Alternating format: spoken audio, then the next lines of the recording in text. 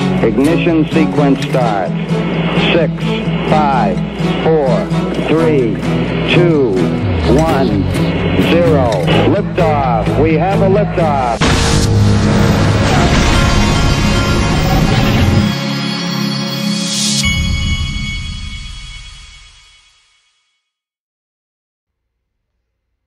Hey everybody, this is the Digital Asset Investor, and I am extremely late getting this video out today. And the reason is because I was dropping my son off doing things this morning, and I was also dropping a friend or two of his off, and a friend of mine had accidentally locked their keys in their car. And so I ended up having to drive all over the place to help get a new set of keys and get them back to this person. Just one big nightmare. But at the same time, there was so much news that was coming out from Ripple today that I got kind of overwhelmed. And then people were calling me to talk about what Ripple had come out with. And so I just ended up in a situation where until now, I have not really been able to get to the point where I had all of my stuff gathered together to do this video. But here we are. And here we go. All right. First, I got this from Michael at VAL5 Links. According to a leaked copy of The Room Where It Happened, the soon-to-be released book penned by former National Security Advisor John Bolton, U.S. President Donald Trump personally told Treasury Secretary Steve Mnuchin to go after Bitcoin. And then we've got this from XRP Crypto Wolf. Ex-U.S. National Security Advisor John Bolton's upcoming book revealed that President Trump wanted to legislate against Bitcoin in May of 2018. Bolton said he heard Trump tell Treasury Secretary Steve Mnuchin to go after Bitcoin. They definitely like XRP, though. Now remember, I'll stop here. Remember what I showed you yesterday? The digital dollar head who used to be the head of the CFTC, Chris Giancarlo. He's now the head of the Digital Dollar Project. We found out yesterday that he's a general counsel at Ripple. He's one of their attorneys or works for a firm that does attorney work for Ripple, okay? Also, Donald Trump has tweeted out that he doesn't like Bitcoin before. And then a third thing, Ken Kurson, who is on Ripple's board of directors, is buddies with Donald Trump's son-in-law, Jared Kushner.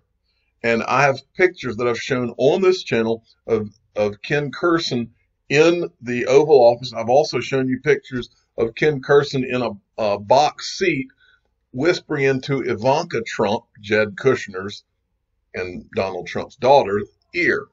Okay, so does that complete a picture for you? And I could keep going, but that's where I'll stop. Now, I want to show you something else. This is from, now I've told you before, for the last over 2 years, every once in a while, there have been Twitter accounts, and in this case, a Steemit account, that have just popped up, okay? And this particular one is someone named Kendra Hill, who popped up 2 or 3 years ago, and I didn't pay much attention to it at the time.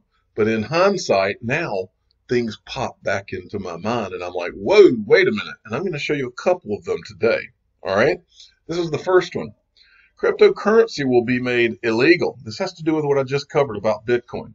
This is not a maybe. This is a warning. Nothing is left up to chance. Our world has always planned years in advance. If you fail to plan, you're planning to fail, and failure is not an option. Allowing additional currencies to exist when the world is only using one would be disruptive, so it will not be tolerated, and it will be easier to stop than you think. The illusion is that Bitcoin, for example, is untouchable. The reality is that it is government controlled through the use of mining pools. Any cryptocurrency aiming to be decentralized digital currency will not survive. The one that we will use has already been chosen. And you know from watching this channel which one I think that is. XRP. Okay, so now let's go on. And I'm going to go through some of these different pieces of news, and then I'm going to show you some other really cool things. From XRP Crypto Wolf, Ripple published a policy paper to provide Indian legislators with recommendations for transparent digital asset regulatory frameworks. Ripple's policy paper proposes measures for policymakers to provide clarity to the legal character of digital assets. And to my knowledge, Ripple is the only company that is really making their headway through India. Okay? But I'm not going any further into that. I think you kind of get the gist of what's going on there. Now, back to Chris Giancarlo from yesterday. Stuart Alderati. Remember who Stuart Alderati is? He's the general counsel for Ripple. Used to work at CIT Bank. And who was on the board at CIT Bank? That would be Steve Mnuchin, the same guy who apparently was talking to Donald Trump about destroying Bitcoin or going after Bitcoin. Coincidence? Stuart Alderati tweets out yesterday, former CFTC chairman Chris Giancarlo, credible legal analysis and research on this subject is a must. And he's tweeting out Chris Giancarlo's tweet about how cryptocurrencies and U.S. securities laws beyond Bitcoin and Ether. So, do you see where this is all going, folks? All right. So now, let me show you this. I tweeted this out this morning because I thought it was funny. Yesterday, we found out the head of Digital Dollar Project is counsel for Ripple. What's next? Jay Clayton spotted hanging out with David Schwartz and Haight-Ashbury. Nothing will surprise me. For those of you that don't know, Haight-Ashbury is a district in San Francisco where I'm assuming David Schwartz lives. So I was just joking around about maybe because David Schwartz I've always thought is kind of a hippie. So that would be pretty uncharacteristic to see Jay Clayton, who looks like the opposite of a hippie, out hanging out with David Schwartz in the hippie district, Haight-Ashbury. I don't know if it's still a hippie district, but it was during the Grateful Dead days anyway. But anyway, so moving along, I decided I'd look around because remember, all things are connected, right, folks? So I found a little video now remember, Ben Lawsky is on the board of directors at Ripple. He was on stage at Swell. All right. So I look back to 2016. Okay. Just to tell you, all these people know each other, folks. They all know each other. It's all the same group. Well, Ben Lawsky, who's on the board of directors of Ripple, in 2016 is on stage with Chris Giancarlo right here. There's Ben Lawsky. Watch this. And what opportunity do you see here? Well, if I can get the video to go. So there's a number of elements to it, but I think the simplest way to describe my interest is to actually take you back to a moment in time where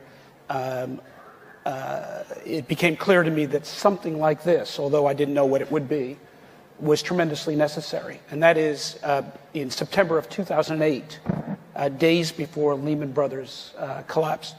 At that point, I was a senior executive in the world's largest trading platform, electronic and voice for over-the-counter swaps, particularly credit default swaps. And in days before, in the middle of that crisis, days before Lehman Brothers fell, we were watching credit spreads on Lehman and a number of the other world's global trading banks gap out hundreds of basis points, indicating real stress in their viability. And we were in conversations then with bank prudential regulators at the Fed and others, asking us questions as to what we were seeing in the marketplace. Where were the credit spreads? How much stress were the trading counterparties under? Whether certain counterparties were not trading with other counterparties.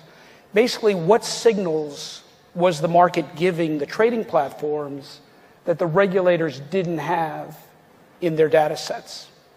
And it became clear to me that at the core of the financial crisis was a lack of visibility by regulators into the counterparty credit exposures of the world's largest trading banks between each other. Now, the regulatory solution for that in Dodd-Frank was to create swap data repositories where information can be gathered and then reassembled to somehow look like the actual trading ledgers of the different financial institutions. And 8 years after the crisis, that's where we are. We're trying to gather that information, clean that data, and reassemble ledgers. And we'll be doing that for a long time to come. And because of the way the world is divided into regulatory regimes by nation state as well as by asset class. For example, we at the CFTC have responsibility for credit default indices, while the SEC has responsibility for credit default swaps, two products that trade in tandem in the real world but are separated in the regulatory world. The point is we will be assembling data, cleaning it, and trying to reassemble trading ledgers forever, I think, without really being able to see what it is, and here's the point, that potentially the blockchain can provide for us. And so I believe there are many reasons to further development of the blockchain, but one very important one is because it can provide regulators with something they didn't have during the financial crisis. I don't believe it would prevent a financial crisis. I don't think that visibility is a risk, is necessarily a risk avoidance, but it's certainly a risk response methodology that's very, very essential. So, does anybody remember when Brianna Madigan said that in a systemic risk situation, she thought XRP could help as a, I guess, like he just said, a response, right? Okay. All right. Let me move along. My phone was ringing there. Okay, so let's move along. I wanted to make the point to you that he and Ben Lawsky are sitting there on the same stage. Now, moving along, XRP researcher sent me this from Money Match. We at Money Match would like to serve our customers with your best interests in mind, and that's why we have joined RippleNet to serve you by assisting global transfers seamlessly in the fastest and most cost-effective way. And this leads you to this on Ripple's website. Money Match and Ripple can make it cheaper and faster for Malaysian SMEs to pay global suppliers. Watch this short video. Okay, my name is Adrian Yap. I'm the CEO and co-founder of Money Match. Basically what we do is we're a Malaysian-based company that handles cross-border payments, primarily for SMEs. And with Ripple, that's basically helped us allow these SMEs to make payments to, I think, over 100 countries around the world already. When Ripple made the introduction, it's sort of like a hug instead of a handshake, right? And that basically allowed us, granted us greater access and quicker access to banks as well. So we're speaking to the right people, in the right partners, and like I said, being on RippleNet sort of gave us some sort of credibility as well, and they took us basically a lot more seriously, and then they allowed us to basically open up the payment rails and corridors to these countries as well, which in turn lowered our costs, and then sort of generated more volume. Ripple sort of kickstarted everything for us with that regards to certain corridors, of course. I think the partners that Ripple have brought on board, we saw a cost reduction of close to about 40%. We obviously took this cost savings and passed it back down to the customer. So return created a lower euro pricing for us as well, which then in turn completes the loop. So then we had more customers, we generated more volumes. Yeah, I mean, we were using other partners, even Swift to a certain extent, right, to clear our European payments as well. So the Swift network typically takes 2 days, right, for the money to reach our customers. We managed to get money to Europe in under 5 hours. Yeah, that's basically from my compliance to clear, to our partners' compliance to clear, and basically the money reaching our client's account in euro through the SEPA network. So that greatly enhanced the whole experience for our customers as well, and in turn, yeah, created a very satisfied customer. The sort of vision I think that we have for Money Match as well is pretty in line with what Ripple has as well. And you want to make payments everywhere, anywhere, and everywhere, right? So I think that's typically something that we are looking to grow to as well. I mean, it's one thing about what we have the rails right now. I mean, thanks to Ripple, but I think that what we really want to do is to have the ability to collect and not send as well, and have multiple licenses so we can grow our own network. But I think the key focus would be to build our outbound and collection capabilities in the near future on a global scale. All right, so there's that. Now, the big news of today was this. Ripple tweeted this out this morning. And by the way, for those of you that don't remember, every once in a while you see me cover tweets by a guy named, I think he goes by XRP Yo-Yo on Twitter. XRP Yo-Yo said that there, like a day or two ago, tweeted out a thing that said there was going to be a Ripple announcement on the 18th. And I don't know where that information came from, but I remember seeing the tweet. So who knows what kind of things going on there. Okay, so Ripple tweeted this out. Together with over 40 global companies and nonprofits, Ripple joins the Open Payments Coalition to help drive innovation forward and simplify global payments for all. Discover the coalition's PayID, an exciting step for global interoperability. And this is Ripple's little article here. Why Ripple supports PayID. Today, we can instantly send a photo, message, or video to billions of people around the world. Yet simple and fast payments are still not possible. In this always-on world where everyone carries a computer in their pocket, why is it easier to send a picture of a $5 bill than to actually send $5? Let's see where they announce it. Okay, so they're basically saying to achieve this vision today, Ripple joins over 40 global companies and nonprofits as a member of the newly formed Open Payments Coalition, launching PayID. The Universal Payment Identifier, PayID, is a free and open standard that allows for interoperability between payment networks. Okay, let's see. PayID allows for organic growth with no single company can control or set the terms for joining. This solution is built around people, replacing complex account numbers with simple names that are easy to understand, remember, and even type. PayID works across any payment network or currency, be it fiat or digital. It enhances RippleNet, and they do mention down here, RippleNet and RippleNet's on-demand liquidity service empowers financial institutions to instantly, reliably, and cost-effectively send global payments by leveraging blockchain technology and the digital asset XRP. Taken together, Ripple's innovative solutions combined with the power of the Open Payment Coalition's efforts are transforming global payments for everyone, everywhere. Where? Sorry, my phone is like trying to read. That's coming from California. I don't know what that would be. Okay. Next, so here, then PayID, which is what they just announced. PayID, this is their Twitter handle. Okay, PayID says "Hello world," and then says, "I'm an open source relationship with many devs, and I have 100 million plus friends. Although looks like I'm being hunted, now I'm being followed." Okay, so this series of tweets went out. Now, so here's PayID's website. Companies that use PayID and support bringing its vision to life. So let's look at the vision. Today we can, okay, same thing Ripple said. Tomorrow's payment network will be open in the near future. A single global payment network will enable anyone to easily pay any other person or business instantly. Everyone, everywhere will tap into the power of this network dozens of times a day, sending payments to both large and small. Payments won't run over fragmented networks using proprietary standards to complicated account numbers, but rather will use a united network in which all payment companies participate and is built for today's consumers and businesses. Okay, now Brad Garlinghouse tweeted this out too. Sending a payment should be as easy as an email, no matter where you are, what currency you're using, or who you want to pay. It's that simple. So basically what I'm getting out of this is that we will all have some kind of equivalent like an email address for the purpose of, instead of sending words and information, sending money, okay? Like an email ID or a money ID. That is what I'm getting from this.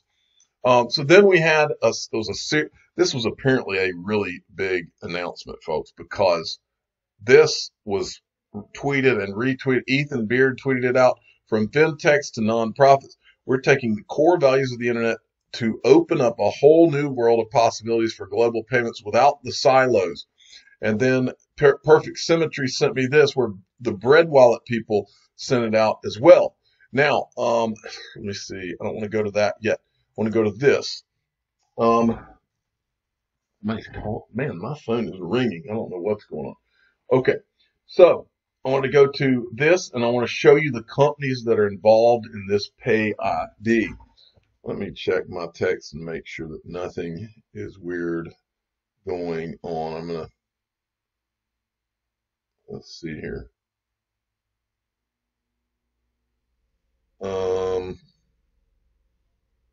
Okay. All right. So who uses PayID? Companies that use PayID and support bringing its vision to life. Look at the companies that are doing this, folks. BitGo. Now, that's the major custody company that Goldman Sachs is behind. Bitstamp, Bitso, BitPay. I mean, it's got almost all of the major players in this whole game, folks. BRD, Brave, Blockchain.com, Coins.ph, Crypto.com, Duola, Huobi, I guess is how you say that, Major Exchange, Standard Chartered Ventures, Coil is involved, BTC Markets, Bitrue, CoinMe. This is the ATM. This is the Bitcoin ATM machine company that Spring invested in. Coinfield, CoinOne, Dharma, FlashFX, Forte, the gaming, that's the gaming company that Spring invested in. GateHub, Mercury FX, Global ID. This is the one that's run by Greg Kidd. Okay, this where he's trying to establish a global ID to log into all platforms across platforms for the world. Polyside is on the board here. Then you have Sum. This is the app created by Vitze Vin. Uphold. And then at the very bottom it shows Ripple. So, all right. So let's move forward here. Let me see where I was. BRD. Now, I was asked a question by a friend after he saw this PayID thing, because this PayID thing, the obvious question that kind of pops up in your mind is, why do we need the banks? If this is a wallet-to-wallet thing, what are the banks for? And when he was talking to me, I said, well, that reminds me of this Kendra Hill that I talked about earlier in this video. Do you remember from a couple of years ago? There have been about 5 different accounts on Twitter and different places that would pop up and then disappear, and they were saying things that led you to believe that they knew something. This person is one of them. Kendra Hill said this. Put this out a couple of years ago. The cross-border no, these are not my words. These are Kendra Hill's words. Cross-border payment lot. If you were to do research on Ripple, the company, and XRP blockchain token, you would come to the conclusion that the goal is to replace SWIFT as the world's leading cross-border payment provider. What if I was to say that Ripple does not care about cross-border payments and that replacing SWIFT is only a short-term plan? In the digital age, you're able to connect with anyone around the world, just like they said on that PayID. This would be person to person, business to business. Anybody could send it to anybody. In this digital age, you're able to connect with anyone around the world in seconds. For this reason, using one digital currency would be ideal. Not only is one currency all that is needed, it would be more efficient if we were to all use one single currency. So what would happen to a cross-border payment provider when the world is using a digital currency that can be sent from wallet to wallet? The cross-border payment provider is no longer needed. I assume this is all very simple to understand. Yes, the purpose of this blog post is to help you understand. If Ripple was only focused on cross-border payments and nothing else, their success would be short-lived. They knew this before XRP ever existed. Think of cross-border payments as a nice testing ground to prepare Ripple for the use case they have been focused on since the very beginning. The true intentions of Ripple are to handle 100% of the transactions which take place in the derivatives market. So why do they not make this public knowledge? For multiple reasons. The most important one being they're not ready. All right. Now, same person moving along. I want to drive another point home. Remember this from Brad Garlinghouse the other day. Watch. Which I also think creates a de-risk situation. On the next slide, this is kind of already started to play out. The S&P 500 year to date is down about 10%. Gold is up about 12%. The total crypto market is up more than 25%. You're seeing Bitcoin has led that rally, but I also think you're going to continue to see dynamics which are good for, that's, you've heard me say before, if it's good for crypto, it's good for Ripple. Okay, so he's putting out this crypto as digital gold. I've seen that in 2 places before Brad Garlinghouse ever said that. One was Rachel Lee on Twitter, and the other is this Kendra Hill on Steemit. This was from 2 or 3 years ago, folks. Digital gold for the upper class. The media is a tool that is used to control the lower class. The majority are very easy to manipulate. For example, Slim Fast is a popular weight loss supplement that does not work due to the poor choice of ingredients. Now look, again, these are not my words. I'm just reading to you what this person said. The company behind Slim Fast generates unbelievable profit, let's go on. When it comes to investing, this means that people are manipulated to buy high and sell low. These manipulation tactics have been and will continue to be used with XRP. I am able to personally destroy all arguments that are anti-XRP because I know the truth and I possess more knowledge than you regarding Ripple and XRP. A full notebook, to be exact. My grandpa gave it to me so that I would understand, because I wanted to sell XRP I was given a few years ago. The media will use trickery to convince you that XRP is not worth investing in long term. Use your brain, not emotions. Stay strong. Talk to me if you're unclear. Soon enough, I will be able to send people a blog post to answer these questions. 5 years from now, it will be the upper class that is in possession of almost the entire supply of XRP. It is not meant for the lower class. However, at this moment in time, someone from the lower class can buy/hold XRP, allowing them to move up in the world. I call it the token of freedom. XRP, the token of freedom, folks. Now, that wasn't it. XRP to the moon. Everyone who has a solid understanding of what XRP is will agree that it has a bright future. When speculating on how bright the future will be, the common agreement is that reaching a value beyond $100 is certainly realistic. I have reason to believe $100 is nothing compared to what is about to come for long-term holders. Within 5 years, XRP will be known as digital gold. I have a notebook. Let me read that again. Within 5 years, XRP will be known as digital gold. I have a notebook of information explaining in great detail why and how this all will take place. If there is anything you wish to know about XRP, feel free to leave a comment. How much? They even say how much XRP is needed to become a million. I mean, this goes on and on and on. But the point is, this digital, words mean things, folks. Digital gold. This word didn't come out of nowhere. It was brought up by two or three different people who have since disappeared. Kendra Hill, Rachel Lee, I believe Tony Valentino may be one of the same person. Who knows? But anyway, I just thought you needed to see that. Now, finally, I wanted to finish this video by showing you what Rob Licker sent to me. And that is, conservatives feds close to spending more than on the revolutionary Civil War, World War I and II combined. If you've ever been in a scenario where that's right for a transition to a new system, we are there, folks. I want to finally bring your attention on the Ledger Nano S people. You can get, there's a link to this in the description of all my videos. They came out with all these shirts. One of them says "Not your keys, not your crypto" or something like that. But they're selling some of these T-shirts in a package deal as well. They've got they call it the Summer Resilience Pack, where you can get a Ledger. I think that's a Ledger X and a T-shirt, and they're giving discounts. So if you are interested in that, or they also have family packs on Ledger Nano S's and Ledger Nano X's. So go check that out in the description of my video. I'm the digital asset investor. I'm not an investment advisor. This is for entertainment purposes only. Please subscribe and hit the like button and tell your friends and family that it's all about that digital gold, folks. Thanks for listening.